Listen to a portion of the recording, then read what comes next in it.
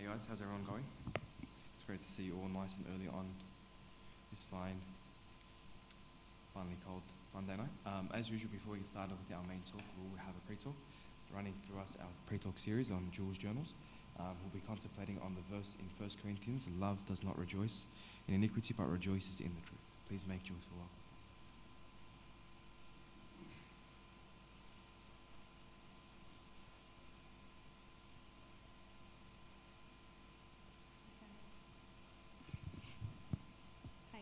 So we're just continuing off from last week.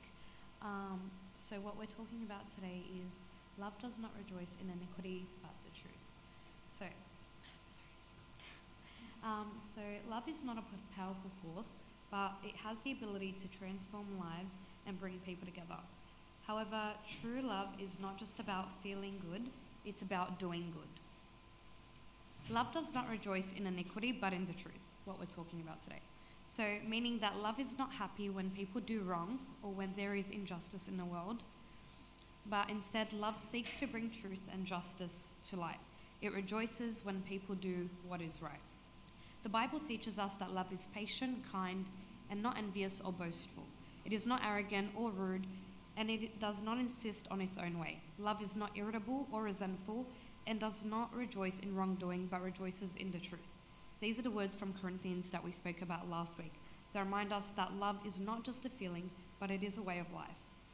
When we think of love, we often think of romantic love, or the love between family members or friends, or maybe even our pets. But however, love is much more than that. It's a universal force that connects us all, and it is the foundation of a just and peaceful society. When we love others, we are more likely to treat them with kindness and respect, and more likely to work together to solve problems.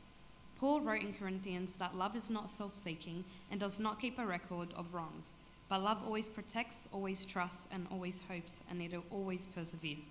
This type of love is selfless and cares about the well-being of others. When we rejoice in the truth, we're essentially saying that we value honesty, justice, and fairness. This type of love is empowering and can lead to a positive change in the world. Love that rejoices in iniquity is not true love. This type of love is selfish and only cares about what makes us feel good.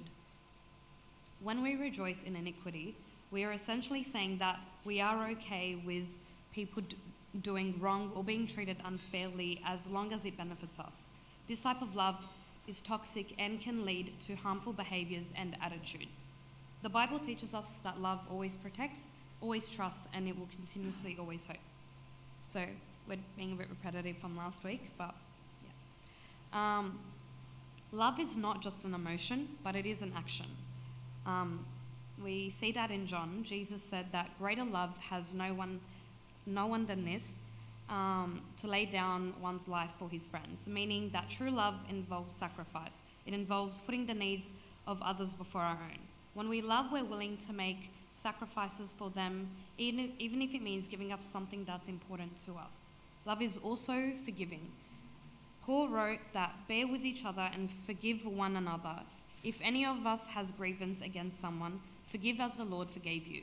This means that when we love others, we are willing to forgive them when they make mistakes or hurt us. We understand that no one is perfect, and we're willing to extend our grace and forgiveness to others, just as God has extended his grace and forgiveness to us. I think the biggest thing we also look at, and something I learned very much recently, is love is also a choice. We learned that in Deuteronomy. Moses said, I call heaven and earth to witness against you today that I have set before you life and death, blessing and curse. Therefore choose life, that you and your offspring may live. Meaning we have a choice to make when it comes to love. We choose to love others even when it's difficult, or we can choose to turn away from love and embrace hate and bitterness.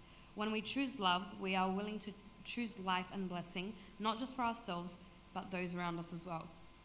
I think in saying that, when we talk about love as a choice, I think it's important to remember that walking away from a person or people, that could also be love. Walking away or moving away from a harmful situation, that is also considered love, and you choosing to feel that type of love. One of the key aspects of love in Christianity is the idea of agape love. This type of love is selfless and unconditional. It involves putting the needs of others before our own and knowing when it is difficult, when it is so harmful to us, yet we continuously push through. Agape love is a powerful force that has the ability to transform our lives and bring people together. When we love others with that type of love, we're willing to treat them with kindness and respect. And we're more likely to work together to solve problems. We're also more likely to forgive those who make mistakes or hurt us because of that much love that we have for them. Love is a universal concept that has been explored in many cultures and religions, but in Christianity, love is seen as selfless and an unconditional force that has the ability to transform and bring people together. In Christianity, we see that love is the foundation of good and holy. It involves putting and extending forgiveness always. I think forgiveness is such a big part of love, and I think you'll continuously learn to forgive and understand that that comes from the pure emotion of love. In a world that's often divided by hate or fear and misunderstanding, agape love is a powerful force that has the ability bringing people together. We're more likely to build bridges than walls, and we're more likely to work towards a common goal. Love is not always easy, and it is always worth it. It is a force that can transform our lives and transform those around us.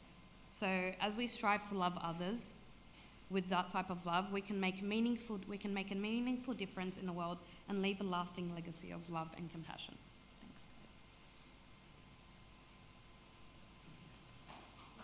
guys. Thank you, Jules. So we'll get right into the main section of the night. As usual, we'll have a Bible study, and we are going to continue in with 2 Corinthians. We're up to chapter 11, and today we are blessed with the beautiful Anthony Bebawi, who will be guiding us through the chapter, so please make him feel welcome.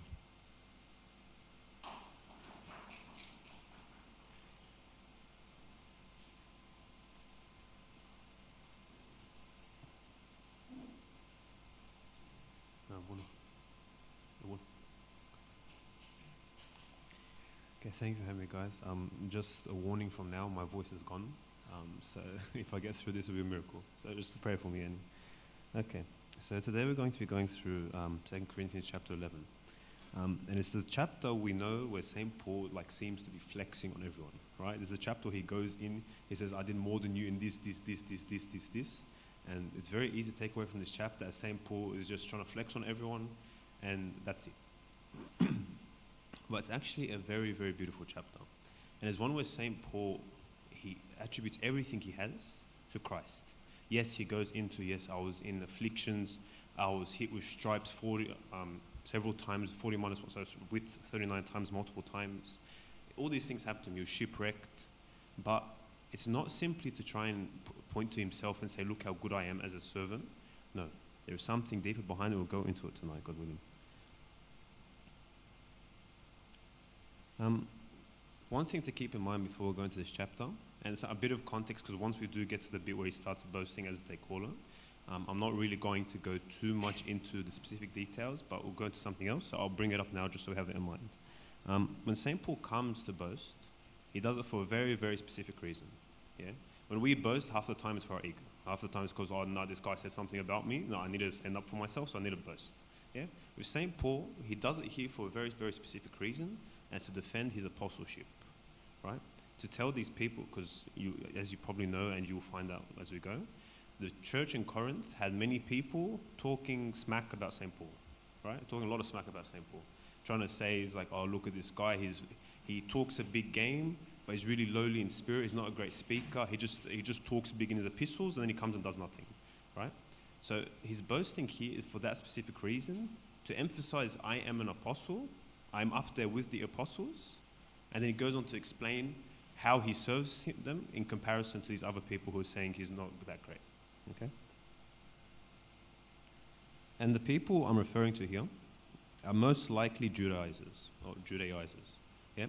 Do we know what those are, or who they are? Yeah? So there were people who were Jews first, and when they became Christian, they emphasized the point that you first had to be a Jew to become a Christian, as in you had to practice the works of the Torah before you could call yourself a Christian. Yeah? So likely, we don't know for certain, the people attacking St. Paul in the church and the people he is defending himself against were most likely these kind of people who went into the church of Corinth and started to say, oh, you have to be a Jew first, right? And we have a few hints into why this is probably the case. And one of the things, I'll get the verse out, is when St. Paul is defending himself, he says, am I not a Hebrew? Am I not a Jew? And emphasizing the point that he was, like, in terms of what it means to be a Jew, he was a big dog, right? Like, he was under the hand, it doesn't mention it here, he was under the hands of Gamaliel, for example, who was known as a very big Pharisee at the time and a very big teacher of Pharisees. Yeah? And to put this in context before we go into the chapter, these are the words of a father to his children, right? These are not the words of St. Paul to a community he doesn't know. These are not the words of St. Paul to some random group who he's heard are talking about him, so he needs to defend himself. No. This is the words of St. Paul to his children. Yeah. I don't know if you go through 1 Corinthians before a second. Yeah. So in 1 Corinthians, you see there's a lot of issues in the church of Corinth. Yeah? The biggest one of these is that they're divided against each other, right? Where they say, I'm of Paul, I'm of Apollos, and they're fighting among each other, and you have this big issue in the church of Corinth, right? A lot of these problems covered in the first epistle. The second epistle is almost to address some of the issues in 1 Corinthians, namely a very specific one is the one where the son sleeps with his stepmother. Yeah, that's a very specific issue. He covers again in 2 Corinthians. So he's writing back to them, say, you've done a good job, you're solving this issue, bring this guy back into the church.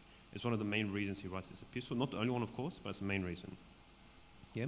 So these are the words of a man to people he knows very, very well, and he wants only the best for them, right? So when we come to this boasting of St. Paul, keep in mind this is not St. Paul just flexing. We might just flex. We do this a lot, right? St. Paul's not flexing. He's trying not to flex at all. Okay? Okay, so let us... one thing actually I want to point out. In 2 Corinthians chapter 10, verse 17, keep this verse in mind when Paul comes to his boasting. It says, but he who glories, let him glory in the Lord. For not he who commends himself is approved, but whom the Lord commends. Right? This one verse changes how we view chapter 11 completely. Right? Because what is St. Paul trying to say here? He's not commending himself. He's making it very obvious, I'm not commending myself, but I have been commended by the Lord, thus I have to act like this. Right? Just keep that in mind as we go into the chapter. Okay, can we please read verses 1 to 4? Oh, sorry. Can you just pick out someone else?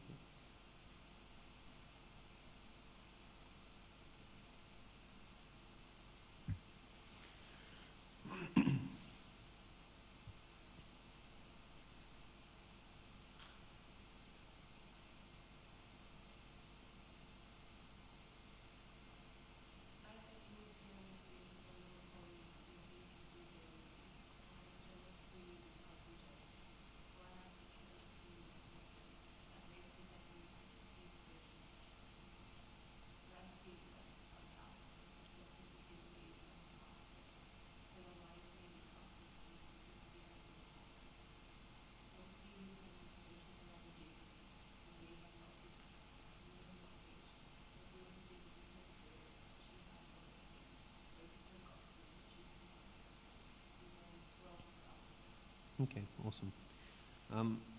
So this part, I sort of cheated, went to New King James Version for these titles, but it's sort of labeled as godly jealousy, right? And the second I heard godly jealousy, it reminded me of a verse in the Old Testament, and we probably all know this one. It's one of the commandments. It goes like this. You shall not make for yourself a carved image. And then skip a little bit. You shall not bow down to them or serve them, for I, the Lord your God, am a jealous God. Right? I, the Lord your God, am a jealous God. St. Paul here is imitating God. He's imitating Christ. In that he's in that he's jealous for his children. Right? In the same way that God in the Old Testament tells the Jews, I am a jealous God. Not in that he is jealous as we think of jealousy, but in that he wants his children to be with him because he knows it's best for them. St. Paul wants the same thing. Right? St. Paul knows that you cannot run without Christ. Or, to put it another way, Christ is our fuel. Yeah? The human person was made by God, and it's only God that can satisfy the human person. Only God. So St. Paul, when he goes to them and says, God is jealous for you, he's warning them. He's trying to tell them, don't make for yourself And I think in their heads, automatically, they would have started thinking about Exodus 20, verse 5, right? This commandment. Not all of them were Jews, of course, and maybe not all of them, but this would have come to mind. Where he says to them, I am a jealous God. And St. Paul is jealous after them. Like, let's go to the verse where it talks about the brides. For I am jealous for you with godly jealousy, for I have betrothed you to one husband, that I may present you as a chaste virgin to Christ. Right? St. Paul is there to bring these people whom he's preached to Christ. Right? As similar to St. John the Baptist, right? How in the New Testament, St. John the Baptist, what does he call himself? The friend of the groom, right? He doesn't call himself the bridegroom. St. Paul himself knows that it's not his role to bring them to him and make them like, no, come back to me. I know you'll be upset with me, or they're talking smack about me. No, he's not worried about himself. Immediately, he's jealous for them with God's jealousy, right? Because he knows what's best for them and he wants what's best for them. And he knows if they are to go after another God, in this case, if they go after the preaching of another person, it is a false God they've created for themselves, right? The Judaizers have created a false God for themselves, right? Where they think they can only have God on the terms they already know. Where it has to be with the Old Testament law, it has to be with the Torah, otherwise, no, you can't have God. Now, it might seem like a very silly point, right? Like, as in, it's like, okay, I don't actually remember, Abuna, correct me if I'm wrong. Abuna. Was this written before 50 AD, before the Council of Jerusalem? Yeah. I can't remember exact timing, but so you had the Council of Jerusalem in 50 AD, where they addressed this whole issue of Judaizers, right? Where they addressed this whole issue of, should we first adhere to the works of the Torah, should we circumcise, that kind of thing, to first become Christians? And the church decrees and determines, no, it's not necessary, right? And this is the God they create for themselves, where it has to be on the terms they think are correct. And we do exactly the same thing. We might look at them and say, look, this is quite silly what's going on here, but no, we do exactly the same thing. Like, for example, something goes wrong in my life. What is our immediate response in most situations when something goes wrong in my life? Why, God? Why did you leave me alone, God? God, you don't love me. And we go through this whole process of like, we're upset with God, things like, God doesn't do enough for me. We'll go through this process, right? But if we look at God, he's not like that at all. Like, what is the greatest, if I can put it like that, what is the greatest feast we have in our church? And there's sort of two connecting feasts. What are the two? Passion Week. Someone say it. I can hear whispering. Someone say it. Easter, right? So what are the two big things that happen during Passion Week? Are the crucifixion and the resurrection, right? It is very strange, and I say this to myself first. Sorry, let me just go.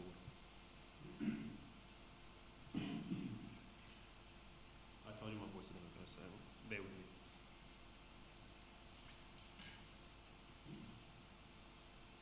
It's very strange to say God does not care for me, does not love me, when you look at the crucifixion. When the crucifixion is a reality, when something that has happened, where God himself was incarnate, the Son of God, was incarnate, and died on a cross for us, it's very strange for us to say, God, why not with me when I'm suffering?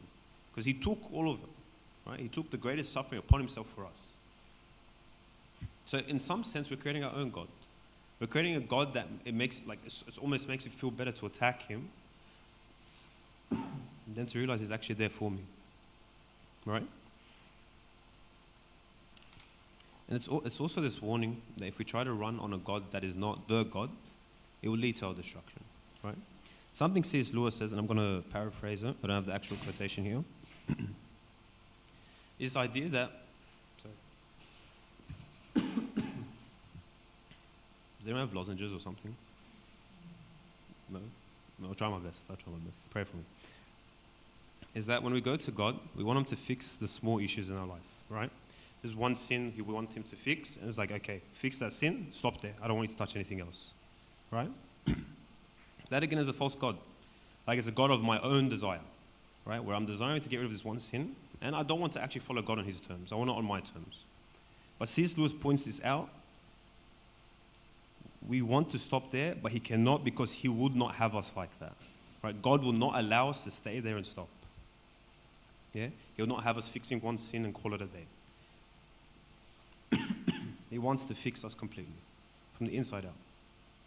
Yep. To give myself a break, and so you guys can talk shy, what are the other gospels we sort of create for ourselves? What are the gods we create for ourselves? Expand. What do you mean?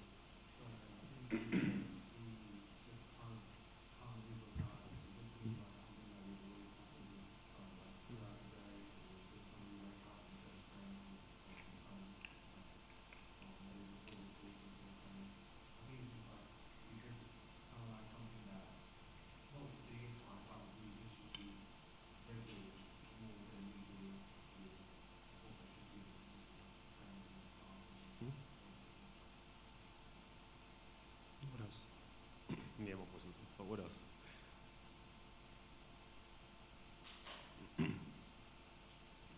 Think of like maybe examples we're not as aware of. Like say I come to church, for example, and the God I create for myself at church is the church rather than God himself. What do you think I mean by that? Please help me. So like what could we be doing? Like so for example, when I was younger, one thing I noticed I was doing, and it wasn't too much, I didn't notice at the time, it wasn't until I was much older I noticed it, is that I was coming to church thinking it was good enough, but I didn't actually have a relationship with God. Right? Sorry. That is the God we create for ourselves, where I think going to church is enough. Where I think coming to church, not having a proper relationship with God, hanging out with my friends, that's God. Yeah? Give me another example. Please.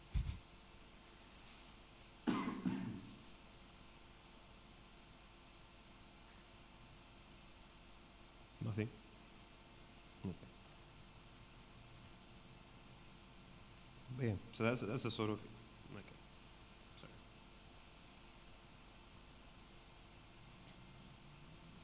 I'm not sick, by the way. I just overuse my voice the weekend, so it's completely gone.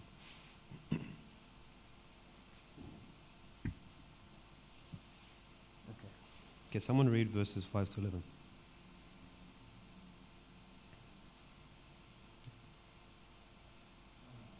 Finish. So I consider that I am not at all inferior to most eminent apostles, even though I am untrained in speech, yet I am not in knowledge. But we have been thoroughly manifested among you in all things. Did I commit sin in humbling myself that you might be exalted, because I preach the gospel of God to you free of charge? I wrote other churches, taking wages from them to minister to you. And when I was still with you and in need, I was a burden to no one. For what I lacked, the brethren who came from Macedonia supplied. And in everything I kept myself from being burdensome to God. Burdensome to you is that I will keep myself. As the truth of Christ is with me, no one shall stop me from dispersing in the region of my town. Why? Because I do not love you, who am I? Okay, awesome. So you see here, there's a part where they go. Sorry, let me just get it out. So St. Paul says of himself, even though I'm untrained in speech, yet I am not in knowledge. So the reason why we think that this point is addressed by St. Paul himself is that the people in Corinth seem to be accusing him of not being the best speaker, right? As I am now because I can't speak. But they accuse him of not being the best speaker. As in, he would have these crazy epistles, these heavy epistles where he's absolutely slamming everyone. But when he came to them, he didn't really say anything, right? That's what they're accusing him of. So St. Paul actually, not defending himself, says, I'm not a great speaker. He says, I'm not that eloquent in speech. And actually, you see later, not later, but one of the other epistles, where he talks about, I didn't come with eloquence of speech when I came to preach to you Christ. Right? Because he didn't. He wasn't eloquent. He wasn't an eloquent speaker. Actually, I'll read out the verse, all the section. It's actually from 1 Corinthians chapter 2.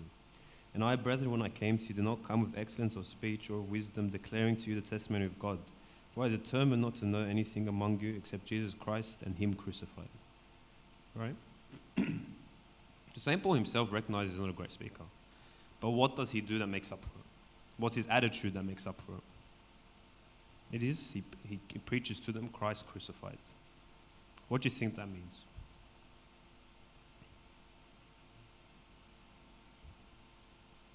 What does it mean to preach Christ crucified? Like, okay, think about it a bit more deeply. He's not using words.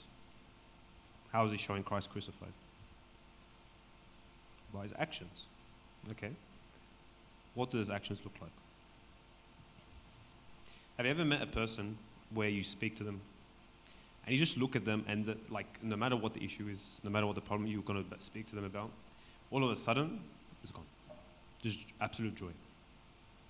Right? Or a saint, or an icon of a saint you look at, and that problem just disappears before it. Christ is not declared because someone is a great speaker. Christ is not declared because someone's able to give an amazing speech about, the glory of God and that kind of thing, right? Because in the end, those words cannot impact the person unless they see them lived. My favorite saint, Saint Anthony. What did he do that made him so great? Did he write epistles? We actually think he did, but they're not that well known. There's not that many. No, he didn't write epistles. Did he give a speech? Did he give a sermon? Did he do any of that kind of thing? No. What did he do? He sincerely tried. No, sorry, go, Chris. Go. No, help me because I want to stop talking. True. He died in what way? He died daily. Okay, perfect. What does dying daily to yourself mean?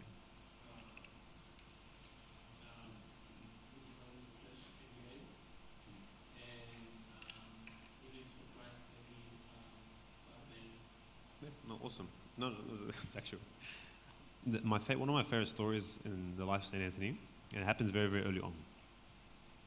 So as Saint Anthony, like the people see Saint Anthony, and he's struggling, right? They see him and they can see something is off, like there's a warfare.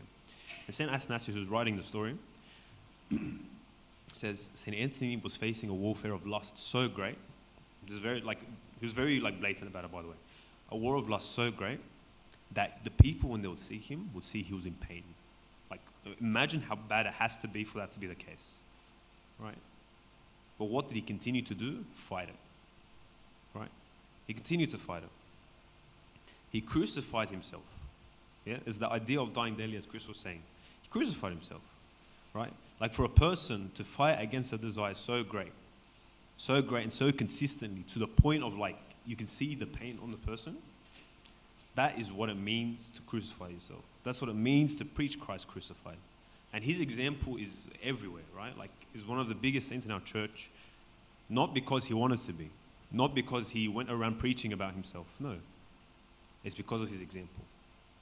An example so great that sometimes we look at St. Athanasius writing on the incarnation and we think, where did this 20-year-old at the time, 19-year-old at the time, maybe even younger, I can't remember the exact age, where on earth did he get this learning? Where did he get this knowledge from? And some people guess he got it from his time with St. Anthony, right? Because he actually spent some time in the desert with St. Anthony for a while before he went out into the world as a deacon and as a pope.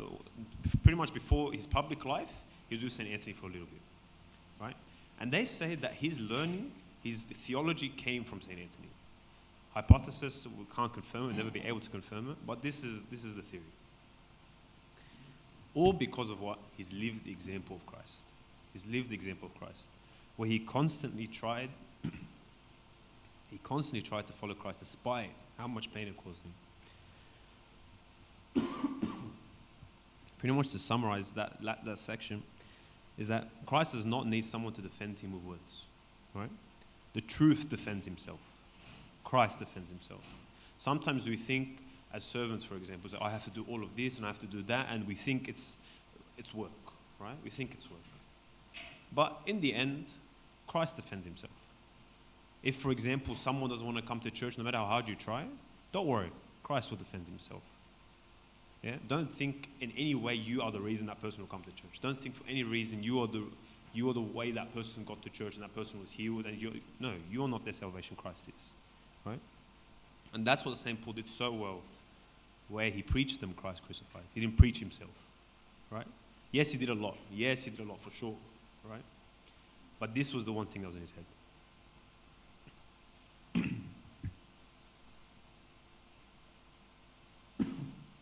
Something to point out. Did I commit sin? So this is in verse 7. Did I commit sin in humbling myself that you might be exalted because I preached the gospel of God to you free of charge? In 1 Corinthians, and by the way, just to show how fickle people are, in 1 Corinthians, people were accusing him of preaching Christ to win something out of it. Right? They were accusing him of that. And St. Paul saying, I worked by my own hands, I didn't ask anything from you. They come in this epistle and then accuse him the other way around, where they go and say, you preached free of charge to make it's not worthy of an apostle. An apostle should work and we should pay him. Like, just to show how fickle people are. Look, just to show you what St. Paul had to deal with. Right? Where on both sides, no matter what he did, he was bashed for it, if I can put it like that. Right? No matter what he did, he was bashed for it. But again, in his mind was constantly, I am preaching to you Christ crucified. It does not matter if I defend myself, I do defend myself. It doesn't matter. He will defend himself. And in verse 8, he says something, and I hope someone picked this out, because it's a very, very, it sounds strange the first time you hear it.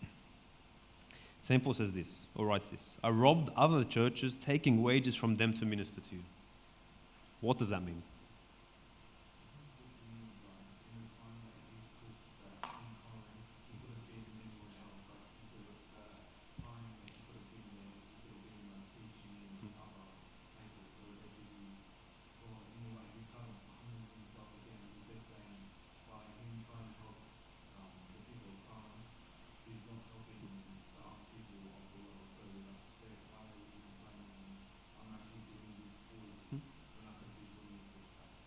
No, definitely. That's one way to think about it. But it's very specific. Robbery. When you rob something, what do you generally think of? What are you trying to rob? Fast and Furious, every single movie. What happens every single movie? What do they try and rob? A bank. Yeah, they try to get some money out of a bank, right? St. Paul is literally saying, I asked no money of you, but I took money from other churches to support you. Right? He's literally saying outright is like other churches were paying me. As they should, according to the law of the apostles, right? Where they were, in the same way that we pay a priest through the funds of the church, right? That's what happened back then. He's saying, I took the money that was being paid by the other churches so that I didn't have to get paid by you, right? He's saying, so that I'm not a stumbling block to you, I did that. Because, remember in 1 Corinthians, as I just mentioned, they were complaining that he was only doing this for money. So it's not to be a stumbling block. He just said, stuff it, I won't take any money from you, so I don't offend you in any way, shape, or form. And it shows a very interesting characteristic about St. Paul. And it's his discernment. His discernment. Where he did not go to every group and act exactly the same way. He didn't go to every group and act the same way. He knew when he was with different people, he needed to act. Like he never compromised himself. He never compromised the gospel. But what he did do is he humbled himself for the sake of the other person. Like remember he says, to the Jew I was a Jew, to the Gentile I was a Gentile, to the Greek I was a Greek. Right? Where he came to them in a way that they would understand. And to the Corinthians, he comes as a person with no money. Right? Because if he were to be paid by them, it would be a stumbling block to them. Right? And it's something we can definitely learn. Something we can definitely learn. The more time I've spent serving in Sunday school, the more I've realized you can't treat every kid the same way. It doesn't work. It really doesn't work. Some kids, you have to be very tight. No matter what they do, you just have to be kind to them because you don't know what's going on at home. You have to be just tight to them, right? Because you might be the only ray of sunlight they have in the whole day, the whole week, right? With other kids, they're a bit, not farfy, sorry, wrong way. A bit medalla shwaya. So you have to sort of you have to give them some resistance because they're not finding it elsewhere, right? So each person is attacked, right? So each person is different. And sometimes looking from the outside, people might say, okay, why'd you treat this person like that and the other person like that, right? And to be honest, if you're doing it for the sake of Christ, there's actually nothing wrong with doing that. Contrary to popular belief, there's nothing wrong with doing that. The issue sometimes is that the other people outside might think you're playing favoritism, right? And then it might be hit to your ego if people start saying, oh, why are you like this with them? No, I don't like you anymore. But St. Paul is so humble, he's willing to take that on himself. He's willing to copper for the sake of these people, right? Because for the sake of his discernment, or the sake of discerning how he should treat different people, he's willing to cop and take it upon himself. I can't remember where this is. I think it's probably all things are lawful, but not all things edify. I can't remember where it is exactly. But pretty much if I'm to summarize it in this context, is let's put it like this. As the truth of Christ is in me, all things are lawful, even Paul's boasting, which we'll get to, as he has first put on Christ. Right? Remember that thing about all things, not all things edify? If I have put on Christ, all things become lawful to me because I'm doing them for the sake of Christ and through the lens of Christ. But that is my first step, right? I can't get to the second step without the first. So I can't do all things if I've not put on Christ first. Okay? That is the thing we need to set in stone. That is the first thing we need to have. So that when St. Paul does these things, we can't turn around and say, oh, I'm just going to be like St. Paul. No. Because what does St. Paul have that, unfortunately, I do not have? He has Christ. And he has him to a degree we do not have. Oh, sorry, okay. I have Christ. That's very heretical if I say I don't have Christ. But I don't conform to the image of Christ the same way St. Paul does. Right? Because he conforms to the image of Christ so well, he's able to do these things. Okay. Can we please read verses 12 to 15? Actually, we'll just stop there for a second. Any questions about what I've said so far? Because with my voice dying and with the multiple things happening, it might be very distracting. Any questions? No? Okay. Can you please read verses 12 to 15?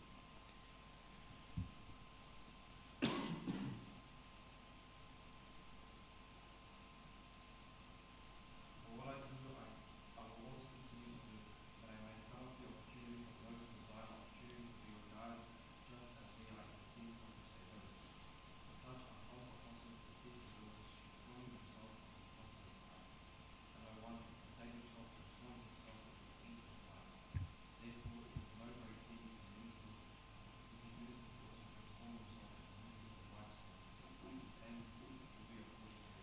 Okay, thank you. So just for context, or in context of what's happening here, remember at the beginning we were saying there are people accusing St. Paul of many things while he's away from Corinth and they're trying to take over the church while he's not there. He's talking about these people and saying about them, for such are false apostles, deceitful workers, transforming themselves into apostles of Christ. And no wonder, for Satan himself transforms himself into an angel of light. Therefore, it is no great thing if his ministers also transform themselves into ministers of righteousness, whose end will be according to the works. What he's trying to say, these people look like they're righteous, and the way they speak is really nice, and they say, oh, wow, they preach so well about Christ. But they are actually what? Ministers of Satan. Literally is what he's saying about them, saying the ministers of Satan. That's what's happening in context. I'm not going to really address the context. I'm going to go into a story from Desert Fathers that I really, really like. So it's a story of a monk who started off as a very, very nice monk, right? He loved praying. He used to pray with the brethren. And then he used to spend a lot of time after by himself just praying for hours and hours and for days and weeks and whatever, right? And he reached a point where he's like, I'm praying by myself already. I'm doing well. Why do I need to pray with the brethren? Why do I need to pray with them? They're useless to me. Let me just pray by myself in my cell. So he starts doing that. And his confession father comes to him, like after he notices he's missing from one of the daily prayers with the brethren. He goes to him and says, well, what's going on? Why don't you come today? And he's like, I don't see any use.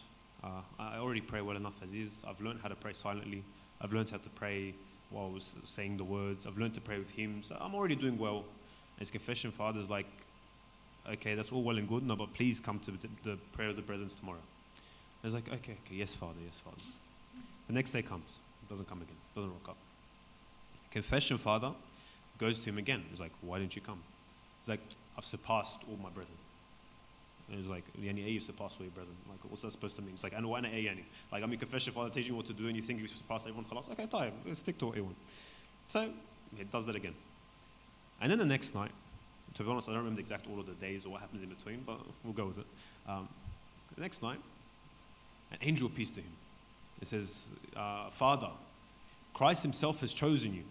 He's like, and tomorrow, if you go up to the top of the cell tower, there'll be a chariot waiting for you, the same chariot that was waiting for Elijah. Because your prayers are so great and so holy, God has accepted you and will take you up to heaven. And the guy's like, wow, I had a vision.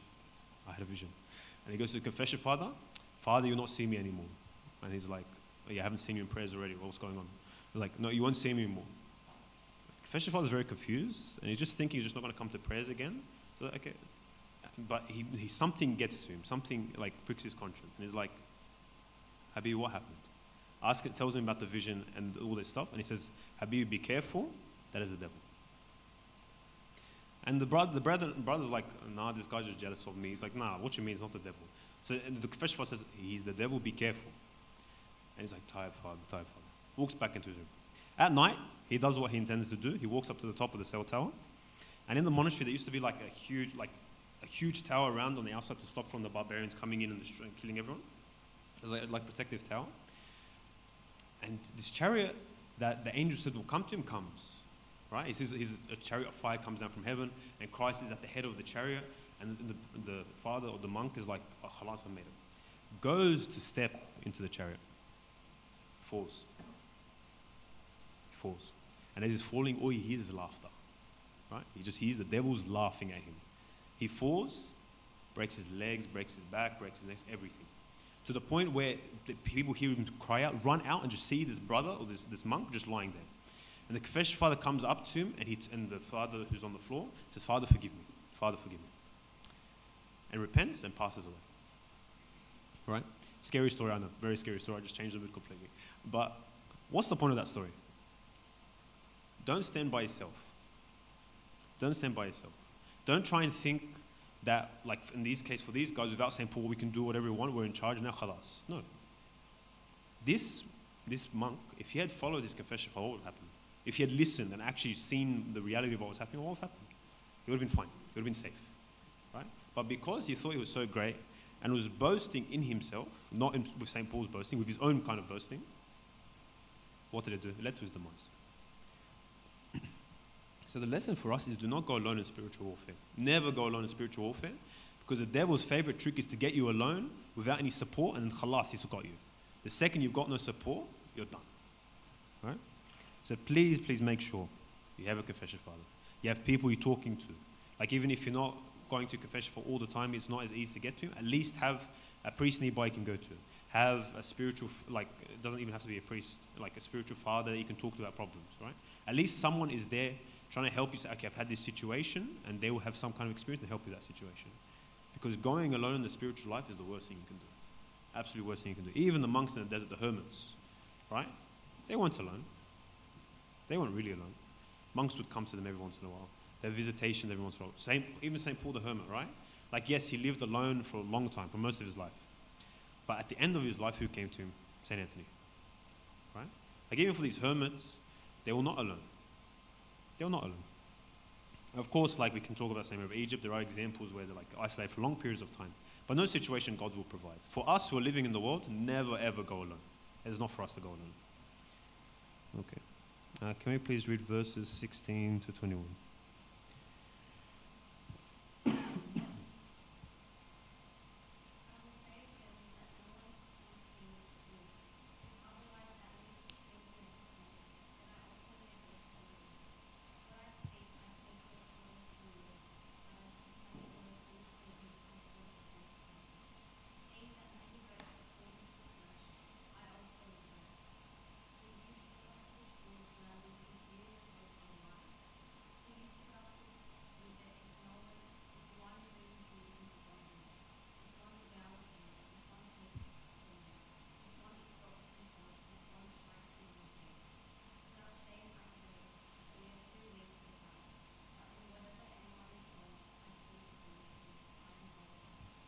Okay, awesome.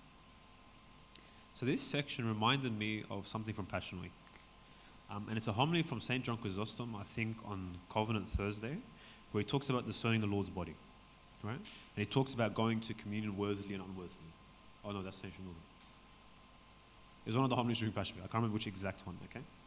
And it's where he goes into, it's like St. John Chrysostom goes into them and says, you will go to court and listen to the magistrates and listen to these people outside, but me, who's worried about your spiritual life, you're upset with me, right? It goes something along those lines. Me, who's concerned about your spiritual life, you don't care about me, right? And this is pretty much what St. Paul is saying, right? He's like, you will take abuse from everyone, right?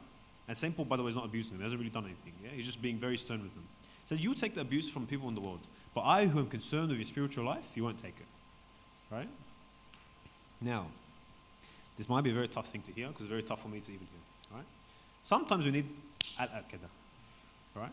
Sometimes in our spiritual lives, we take it a bit too lackadaisically, I don't even know that's a word. Lackadaisically? Something. It's a word, okay? We're very chill with our spiritual lives, right? And when someone points that out to us, what's our first reaction? Nah, what's this guy want from me? Nah, I'm doing okay, leave me alone. No, who are you? Those are reactions, right? But sometimes we need to hear that. Even from people we shouldn't be hearing it from, right? Say, someone I know, for example, got an absolute berating from a mom because he had told off a kid in the altar for being too noisy. Like the guy got berated, like wrecked. Just got shouted at. And the guy, like, I was like, he should be completely upset. Like, he should be, like, he doesn't deserve that. That's, like, why is his mom shouting him for no reason? Like, the kid was being annoying. That's fair. He deserves what he got. And he took it as, maybe I should be more humble. Right? Which sounds crazy, and it's a very, very hard thing to do. But this idea that, let me take my discipline, like, if maybe that word I'm hearing, yes, it might not be in the best way, but let me take it as a lesson, maybe I'm not taking care of this one thing in my spiritual life. Right? Be willing to hear when something is wrong with my spiritual life. St. Paul is trying to set them up here. He's trying to say, I'm trying to tell you something very important. Be careful about your spiritual life because I'm concerned about it. Right? Like, maybe you don't want to hear it, but you need to hear it. And something we need to take on board. If I hear a verse in the gospel or the Bible, for example, where it's mentioned a sin that I do, and it's berating the people for it, rather than just hovering over it and say, yeah, I don't want to read that again, contemplate on that, right? And say, Lord, I'm doing that sin, I am these people, I deserve their punishment also, but forgive me, right? Like, be willing to take criticism.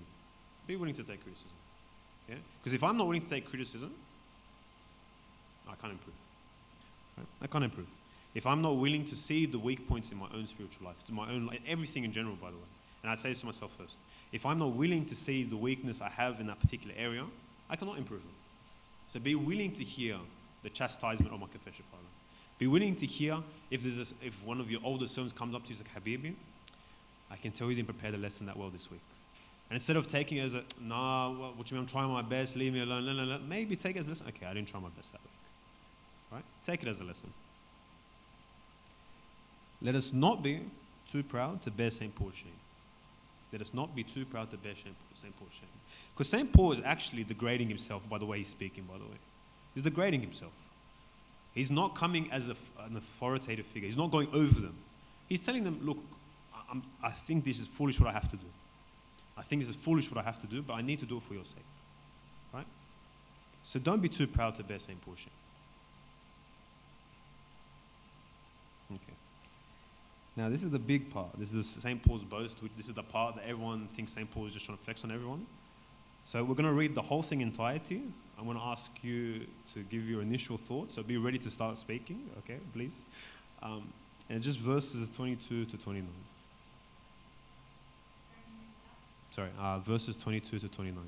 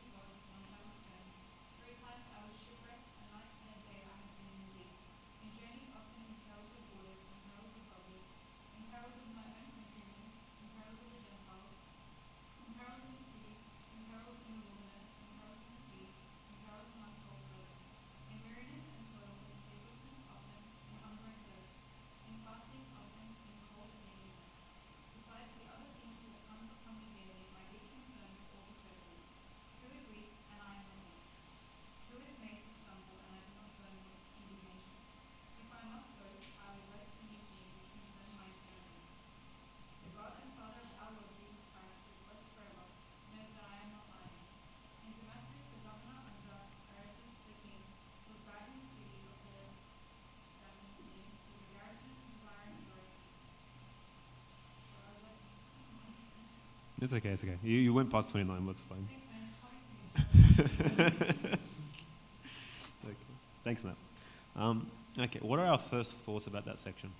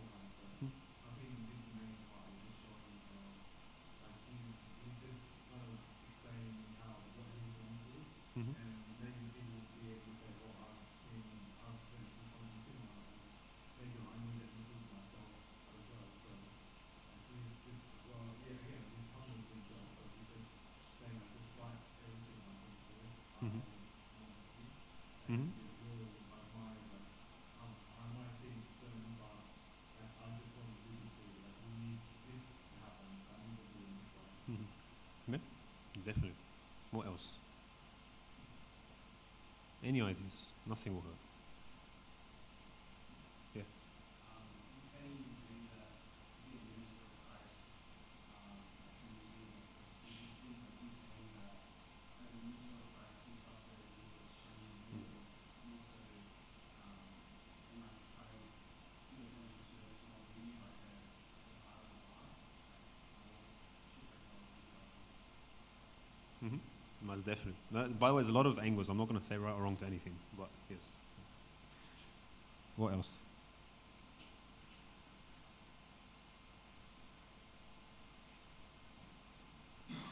Nothing? You had something. You were about to say something. No? Okay. So, yes. Yes to both, actually, in some sense. So at first glance, like what you can take from it is sort of, initially St. Paul seems to be like running off all his achievements, right? Like, you know, the same way I'm applying for jobs now. So you have your resume and you try and like pump it up together and you're like, here's all the stuff that I did. I spoke to middle management. I spoke to the executives. Yeah, I did all this stuff, yeah? Like you try and pump up the numbers straight to try and get across, like, look how good I am. I'm a great candidate, yeah? This is what we all do. This is LinkedIn in general, yeah?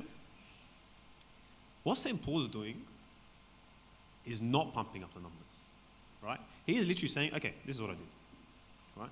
And even before he goes into it, he says, I am a fool. I do not want to say what I did, but this is what I did, okay?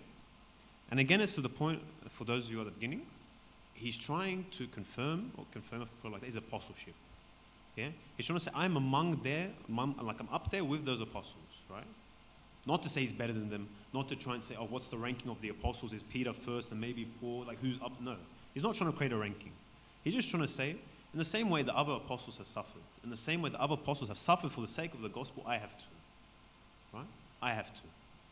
Trying to stamp his mark of apostleship. So for those people in Corinth who, while St. Paul was away, were trying to take advantage of that fact and try and go in and say, no, we're going to take the leadership position. We're now the big boys in town. The Judaizers coming in. Now you have to go back and be Jewish. He's trying to tell them, because before he was talking about gospels, right? He's talking about this is the gospel. These other gospels they're trying to teach you are wrong. He's stamping that with his authority as an apostle, saying, I have shown you, I have taught you the gospel that was handed down to me, right? The gospel that was handed down to me. And yes, it can come across as arrogant. Maybe a lot of people, like Bible scholars, go into it and say, no, he seems very arrogant. He's not being arrogant. And the reason why I know this, and the reason why many people would agree on this, look what he says at the end. Who is weak and I am not weak? Who is made to stumble and I do not burn with indignation? Right? What is St. Paul trying to say in that verse? What's he trying to say? Who are the weak?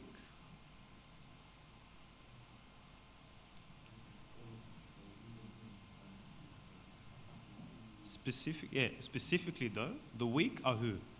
The people who he's serving, right? Who is weak and I am not weak? As in to say, who is the person you see weak in your community that does not make me weak, right? Who is made to stumble? So who's the person in your community made to stumble outside of the faith that doesn't make me burn with indignation, right? St. Paul is trying to say, yes, I might have done these things, but that's not what is of concern to me. What is of concern to me is your salvation, right? Where he takes upon himself the pain of his community. He takes upon himself the suffering of his community, right?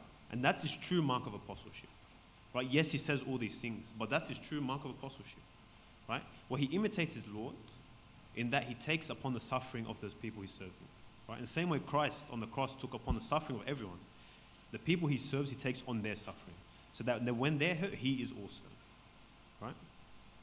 So it's a humble boasting. It's a boasting without any sense of like, I am so great. It is Christ who works for him. Yes.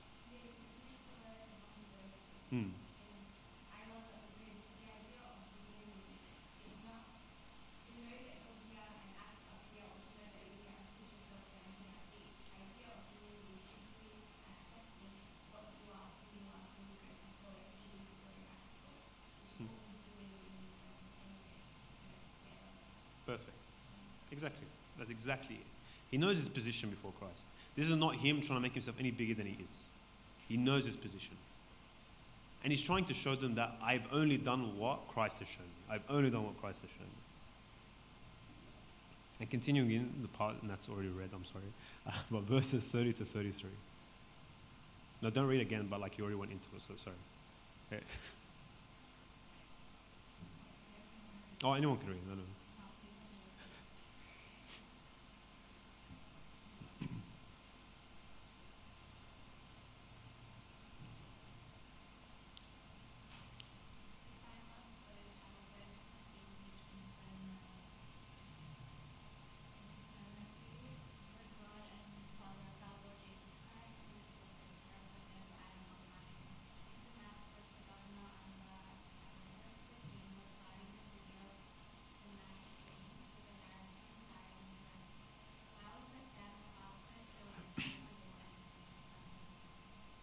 Awesome.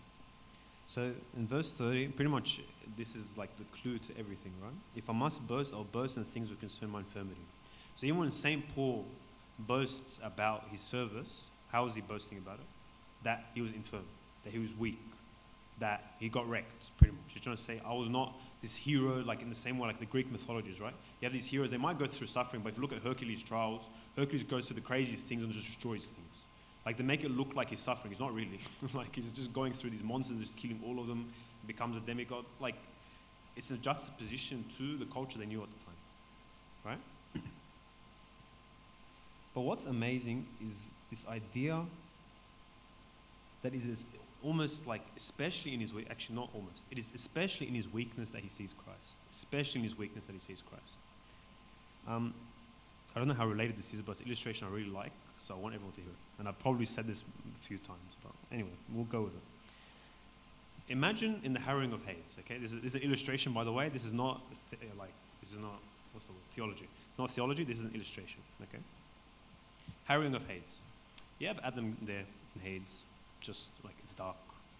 It hasn't changed for centuries. He's just chilling there. Not expecting anything new to happen. Just darkness, it's just sad. And all of a sudden, he sees a little light. For the first time in these millennia and these centuries, he sees a light. And he's like, okay, that's new. I've not seen this light before. And slowly, he starts to realize this light's coming closer. And it's coming closer. It's coming closer. And as it comes closer and closer till the whole room pretty much becomes, or not room, like the whole place becomes light, he sees a figure. And he turns to that figure and he sees who? Christ.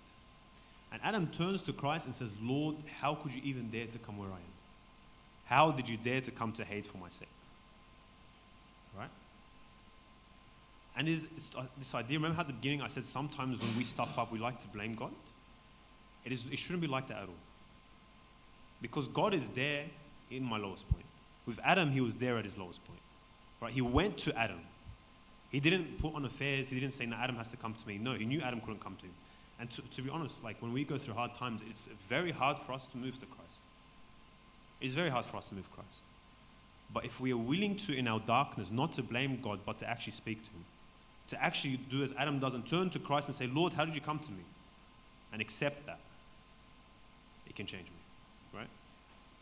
It's very easy for us to feel like to wallow in our grief, wallow in our misery, wallow in our pain, right? It could have been very easy for St. Paul to give up on his service to with the things he went through, right? Imagine getting shipwrecked once. Like the amount of times he was shipwrecked was crazy. Imagine once. Like, I'll give up. I'll be like, I'm done, God, thank you. I did my time. Khalas, I'm good. Yeah, I've got maybe a crown in heaven. I'll take my crown and call it a day. Yeah? But St. Paul, no. St. Paul, no. And it's because he knew in his weakness, Christ was always right there. He was always right there as long as he was willing to turn to him. Yeah? So, like St. Paul, let us not use our suffering as an excuse to turn away from him, as an excuse to start, okay, maybe the world's better, and then start doing our own thing because we can't be stuffed anymore. No. Use it as a way to see God. Like, I don't know how this is related either, but there was a story I was listening to today. It was in a sermon. There's a story about a priest who, so there's a tradition whenever a priest is going to go visit a bishop or a pope, they will bring one from the Hamel, right? You know the Hamel, the one we offer to at Abraam at the beginning, and he picks out the Orban from. Yeah. So the tradition is one of the Orban left in the Hamel, the priest will take it and take it to the bishop or the pope, whoever they're visiting, right? So as a priest, He was about to go visit Pope Carlos. Yeah? And he prayed the liturgy. The liturgy finished. And he's starting to think, I have to take an Urbano to Siedma. But the Urbano was terrible today. Like, I don't know who was cooking the Urbano. It just wasn't good. Like, it was bad. It was cracked. It was falling apart. It's like, okay, no, this can't do it. But it's like, look, I have to do this. So he picks out one of the Urbano and takes it with him on the way to Pope Carlos. And on the way, he sees one of those people who make Urban, like, I think it would have been in the papal residency, I'm assuming, making on the side, and it looked so much nicer. It's like, Allah, this is much better Urban. Let me take this to Siena instead. So this Urban is all cracked and stuffed up. He puts it in his pocket and hides it away, buys this Urban, and then goes and takes it to Siena. And he goes to give the Urban to Pope Carlos. And Pope Carlos looks at it for like a solid minute. And Abona's like, what is going on? And Siena's like, was this from the Hamel Abona? And Abona's like he doesn't want to lie, he doesn't want to say no, so he's like, forgive me, Siena. He looks at it again. Where's the Urban from the Hamel? And this Pope Carlos knows what's happened. And he's like, forgive me, Siena. Like says, forgive me 3 times, takes the Urban back and takes out the cracked one. And then Pope Carlos looks at the cracked Urbano and he's like, Allah, see how beautiful it is. And Abona's like, what do you mean? How is this beautiful? He looks down and he notices there was crosses all over the Urban. Like they weren't there before. Like it was like a specific miracle to put crosses on this Urban to teach the priest a lesson. Right? To teach the priest a lesson. And I think the lesson is, even I don't know how related this is, I think the lesson is this. We are this cracked Urbana. Sometimes we want to put on affairs, we want to make ourselves look good, we want to be this nicer Urbana and like replace it with us. We want to be this perfect image we think ourselves to be. And we think that's what's beautiful. But Christ is willing to accept the cracked Urbana. He's willing to accept the broken Urbana that looks like it's falling apart, because to him that's beautiful. To him that's beautiful. Yeah?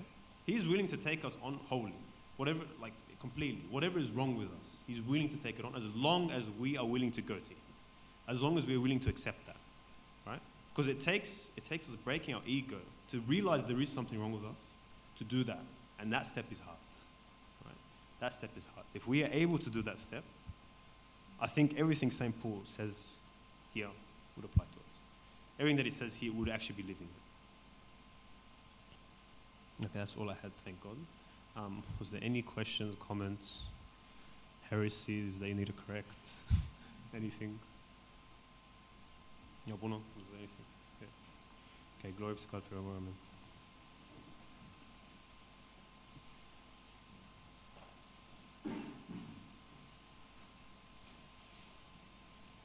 Thank you, Bebsy. That was a very insightful Bible study. Just a few announcements before we wrap up. As usual, we have food and fellowship outside, so stick around, get a plate, grab something to eat.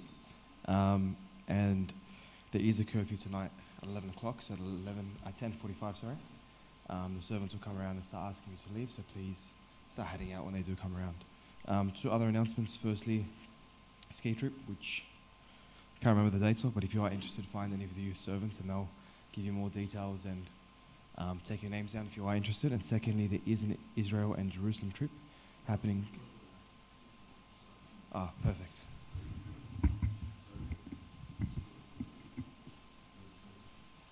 There was a really great verse in verse 32 that said when he was let down in a basket to escape Damascus, and Damascus, Syria, actually shares a border with Israel.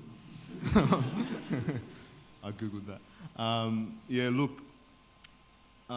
It's really good to travel when you're young. We've got a competitive price, and I think it'll be really, really good if we got as many people as we can. Try putting leave at work, try, quit your jobs, whatever. From the 20th to the 10th of December, so 20th of November to the 10th of December, we're going to go to Egypt for 10 days, and then Israel for 10 days. So we've got our program already set out. We've got 5 days of service in Egypt. We've got 5 days of seeing the sights. We'll go to the monasteries, we'll see the pyramids, and if no one's ever been to Egypt before, it's really nice to see the pyramids. In Israel, we'll be going and we'll be staying at really great hotels. Amar Sam Skaros has been so many times, so he knows really great people. They've given us a really good deal, food included and all of that. So we'll be staying in Nazareth, Bethlehem, and Jerusalem, like the main area. We'll be seeing, all of the great sights, being led by a tour guide, and it'll be really nice. And for all of these great things, we're asking for the humble price of 7,000. Look, it's like flights make up half of the cost, and then the other half is made up of the food, accommodation, travel. But it's all inclusive, and you know, we'd really, really like it. It's got everything. You've got a spiritual component in, you know, Amor Assam says, when people go to Jerusalem, they come back and they're profoundly changed. And he says it's so important to go and take advantage of that change. As well, you don't have to end the trip early. You know, it's going to be December. You can go to Europe or to somewhere else after. We're not going to force you to come back. Take the opportunity. The flights are very cheap between those areas. So, you know, your parents will say yes because you're going with the Kinista, and then you can go to Europe after. So yeah, please, you know, talk to me, Abuna or Mario, if you're interested. We've got a week left of before we want to really like book ourselves. So yeah, I'll give it back to Anthony. Thank you.